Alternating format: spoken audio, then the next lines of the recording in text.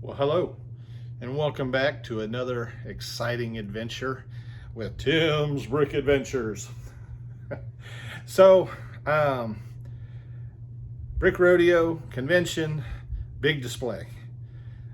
One of the probably top questions I get is, how does it come apart? How did I get it there? And how long does it take to put it all together?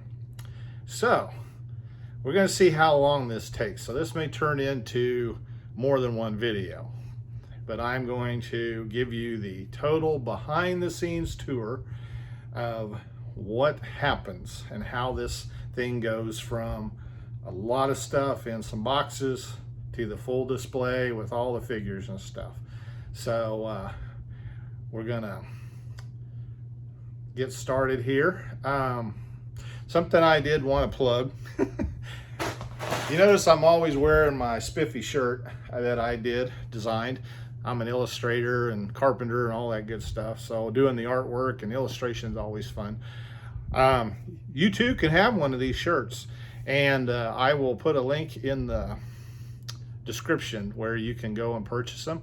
I currently have them in TeePublic and they're on sale all the time. So, but I am switching maybe to a new place that might be a little bit better. So kind of watch out for that. And if you want a shirt, I'd love for you to wear them around. I don't make a lot on them, so it's not like I'm trying to get rich for selling t-shirts, but if you think they're cool, why?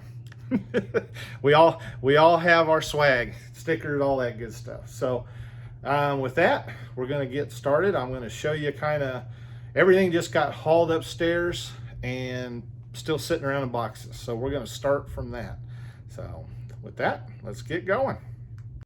Okay, we are back. So as you can see, there are two of the main boxes that have buildings, part of the mountains, and just a whole lot of stuff.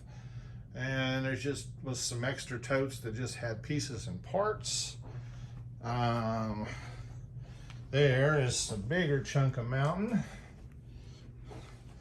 and you will get to see. So you see how I transport this. Now this, I lucked out. Now with the convention being 30 minutes away, I did not have to get too careful with how I packed it. I mean, just enough to ride down the street. So these will be getting their own box built and ready to transport, because I'm thinking about trying to go to Brick Fair, Alabama in January, and then Brick Universe in March. So gonna be a lot of traveling, I hope. And as you can see, I really had this nice big bin. So all the panels, or a lot of the panels, just fit in there. The ones, and then the fort just kind of set neatly on top. It used to actually fit in a tote like that, but since I enlarged it, it now is too big. So it will probably get a box built for that as well. And then luckily, I get a lot of questions about, so as you can see, that whole box is nothing but plates that have the decoration and built-ups on it and that, but they are all able to be flat enough to transport that way. And so truthfully, with those four boxes as totes is what I had. I think one other little box. So now you've seen the packing.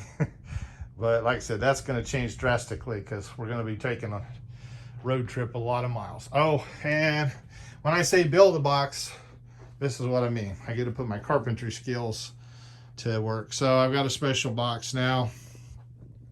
This box is going to get rebuilt over because now this is too tall. So we're going to change it up a little bit and pad them a little bit better. Because this baby, it's the...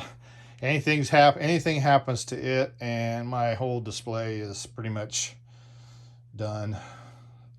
So, because there would never be enough time to rebuild it. So with that, we're gonna, next you'll get to see how this and the parts in the other room go together to make the mountain. And if you watched my previous little video, I kind of showed some of the techniques and stuff. So as you can see here, this mountain is not solid. In fact, I try to keep it from being solid. Now that part is relatively solid brick just because it needs to be. But the main mountain itself, I try to keep it as hollow as I can. And the layer underneath where the train goes through, it's all open under there too. So I use a lot of technique brick and just build it up, and a lot of cross beams and a lot of support brick, but to tie everything in. So, but there's the technique brick. And so you'll see a lot of those are used, space them out, and then I use plate to build like a plane, and then I just start building up from there. So you'll see more of that if you go back and watch the previous little video I made. So all right, as I said, we will now go into the attic room.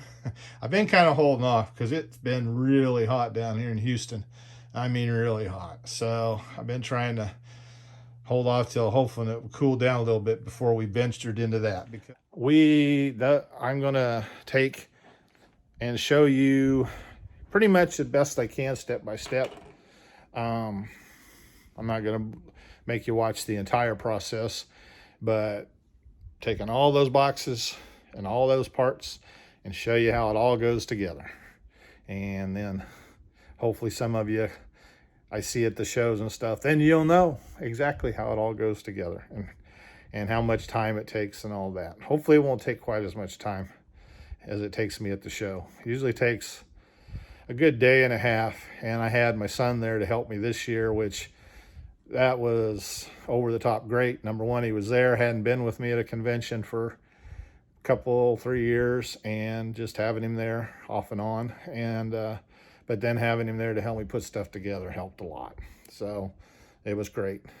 So, all right. Well, we're gonna pause here. And next, when you see, we'll be in the other room, starting to lay out some plates and the mountains. Be right back. Okay. And we're back, and we're gonna start this little adventure. So, of how I set up this Western display. So as you can see, I got the big mountain kind of in place there, and I'm going to go grab the section and kind of show a little bit about it and how I did it. As you can see, just kind of got things spaced out a little bit, and as promised, when we're done with this whole little video series, we will have it back to what I had it in the Brick Rodeo or something similar. I don't remember. I'm not going to take time to put all the figures back the way they were. But anyway, so as you can see, this is how this thing transports. And I think we kind of went over that before. That is a separate section. And so then this, and I'm going to go grab the top. I do need to repair this. One of the guys lost his hat. So with that, go get the top of the mountain, and we'll start putting some mountains together and putting this layout together. Okay, so there's this section, and I think you can kind of see it very nicely. It sits right there in those groups that I created.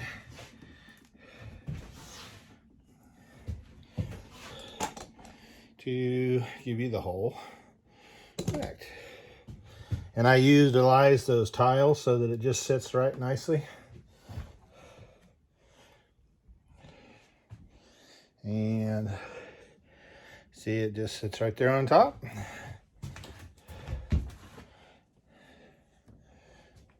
Now, do have a little bit of repair work to do.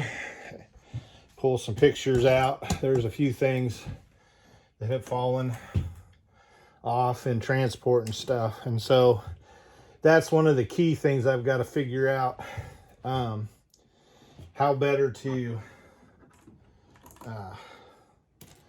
keep things from falling apart while I transport and stuff. So with that, we'll put the rest of it together. So then, since I do have the mountains in here, I'm gonna show you. So then the next section slides in here along, and the train track inside, and I've left spots open back here there, so it snaps into place. And then I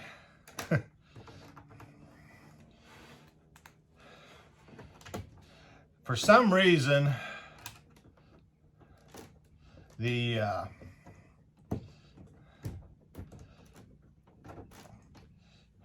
things, as you build up, they kind of come off or shift a little bit. So I had to rig up a little bit to hold them together nice and tight. And then we've got this next section, fits right in here, and train track goes. Now, for some reason, I think it's because of my tables, it's got a little bit of a, so I'll just tack a piece on there up here on the top, snug it all up good, and then these all just come and fit right in there, and I'll show that.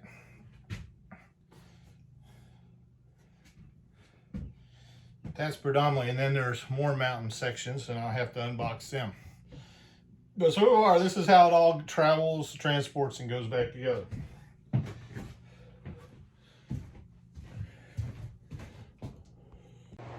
Okay, so I just wanted to wrap up the mountains and how they go together.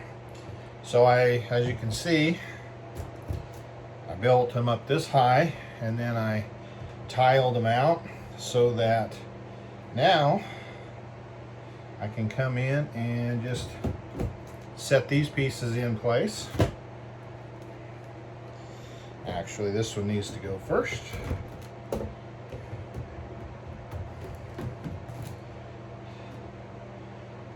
And that completes the mountain range. And then base plate here.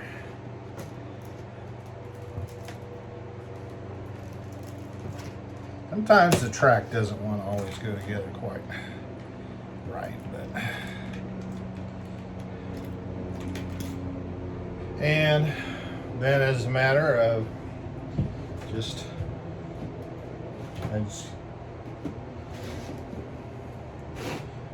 you can see, each plate has its special design and a little bit of trial and error. Everything should go right back to create the entire scene again. So I'm gonna put a few things together and just check in periodically so you can see the progress. I don't want to bore you too much with all the details.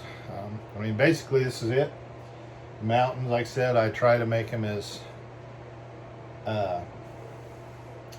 easy to transport as I can and keep them so that they're not heavy. If that big corner section had been solid brick, it would have just been very heavy. I mean, it'd been very solid, but very heavy to move and more apt to have accidents and stuff. So with that, I'll be right back with a little bit more.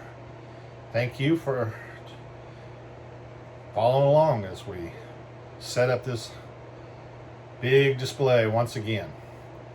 So I will periodically kind of jump in here and show you a little bit as pieces come together.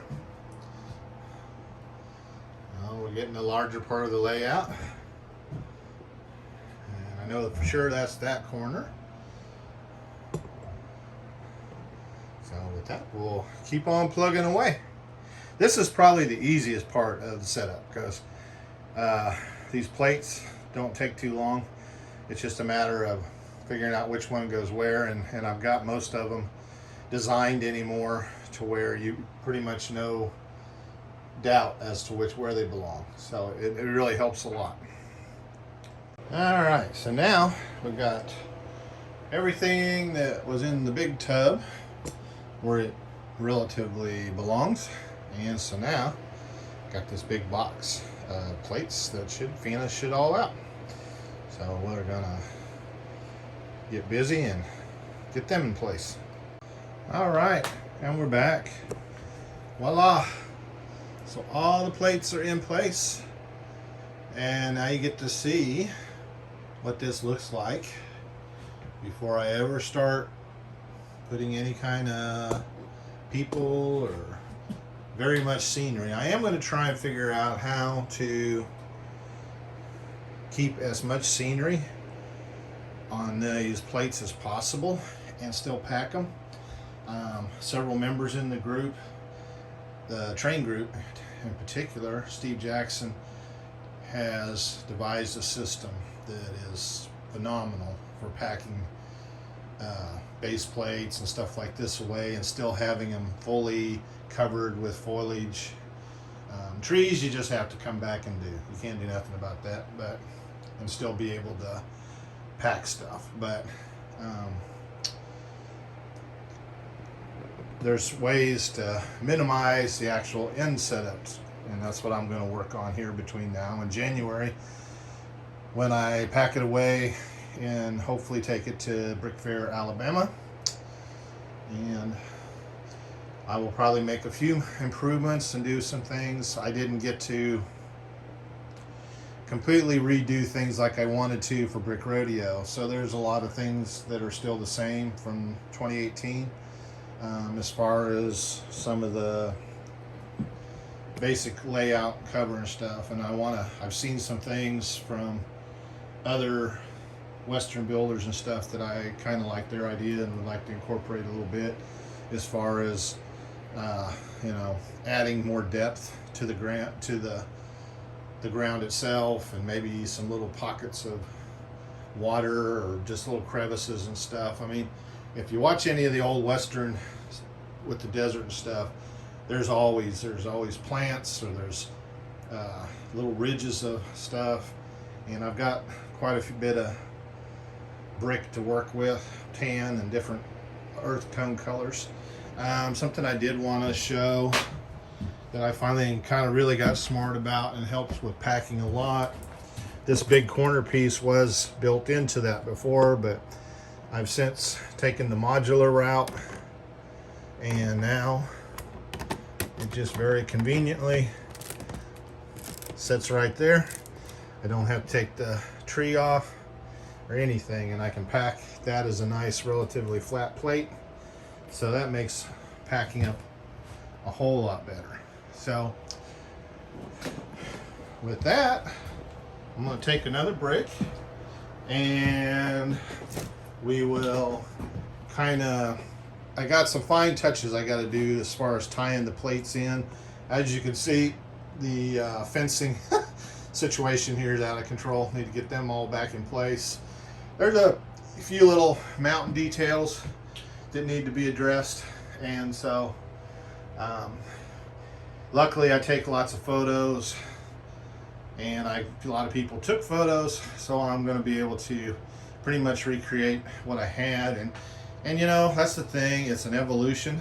It hopefully grows and changes with each time I show it and do something to it, because I don't want to keep showing the same thing over and over. I want it to be very organic, is the new word, I guess. So working on ways to do that and ways to even make it more modular. Jeff Schroeder, who does the very big, very cool classic space layout at our Texas shows, he has it to where he can just any shape, L shape, square, triangle, you know, whatever size, and the number of tables, he can accommodate that, and then he just adds stuff in. Now it's a little, I ain't gonna say it's easier per se, but he has a little more leeway with the way things can be on his stuff. So this is, you know, some of this stuff's kind of set. It has to be, that's the way it historically was. So it kind of has to go together. And I'm kind of limited on, like the town, you know, it can, I need to maybe figure out how to make it grow and shrink. And I want to rework some of the buildings too. So anyway, we'll take another break and I'll do a little work and we'll see what I end up doing next. I'm not sure how I want to proceed other than getting things, the little details, the plates secured and all that kind of stuff. So I may kind of stop here and go in and rework some of the actual features of the earth and stuff before I start throwing stuff back on it. So.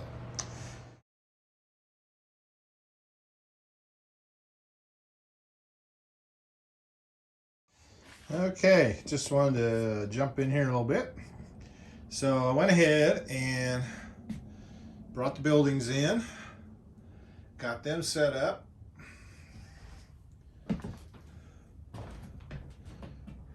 Sorry, my lighting situation I need to work on up here, but so I pretty much have it down to where there's a footprint.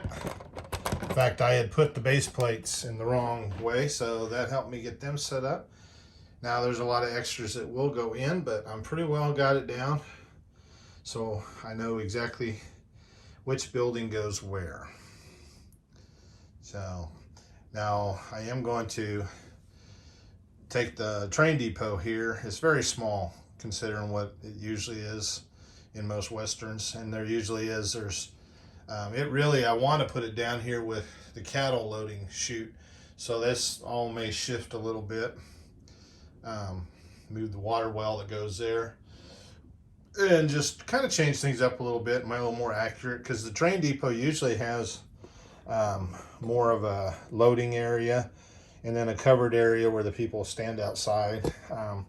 I got some good feedback at the Brick Rodeo, different people comments, and a lot of this stuff I know, it's just the time and taking the effort to incorporating it, because I mean, there's a lot of historical figures in here, and I spent the time going to actual historical places and taking pictures so that I have some really good reference photos, and I've shared all of them on the Flickr link that is down below. So always feel free to go down there and click on any of them and enjoy. So just anyway, so we're progressing. Next, like I said, I'm probably going to take some time and work on the actual ground and stuff and build some things up and make a few more. There's a few rock formations that I can put in and move around. I'm going to work on some more of those, add in here. That area back there is pretty plain, so I really want to jazz it up. That's where the buffalo herd typically is, because that's the biggest open area I have. But I really want to kind of work that a little bit more too. And of course, there's areas I had to kind of throw things back together for Brick Rodeo, because I had torn a lot of it apart, and then getting sick in the middle of it didn't help, so I was playing catch up. So anyway, we'll be back with more progression as it happens. Thank y'all.